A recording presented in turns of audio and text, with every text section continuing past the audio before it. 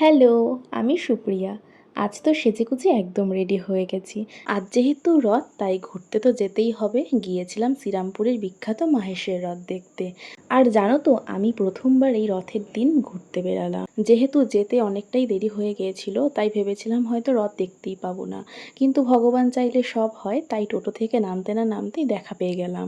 তারপর রথ দেখে চলে গেলাম মেলাতে।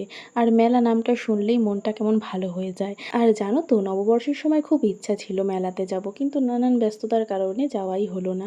সেই ইচ্ছাটাও আজ রথের মেলাতে এসে পূরণ হয়ে গেল। যাই হোক, এই দোকানটায় এই ঠাকুরগুলো দেখছিলাম নেব বলে, বাট যা দাম বলছিল আলটিমেটলি নেওয়াই হলো না। তারপর এদিক ওদিক ঘুরতে ঘুরতেই দেখা মিলল এই জিলিপির দোকানটার। মেলায় গেছি, জিলিপি না খেলে কি হয়, তাই গরম গরম জিলিপি কিনে নিলাম। আর আমার তো জিলিপি খেতে ভীষণ ভালো লাগে।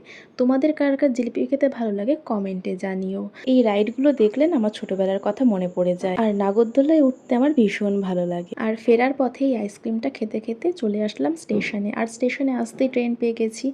ওই দূরে একটা মন্দির দেখা যাচ্ছে, মন্দিরটা চিনে থাকলে কমেন্টে জানিও। আজকের মতো টাটা।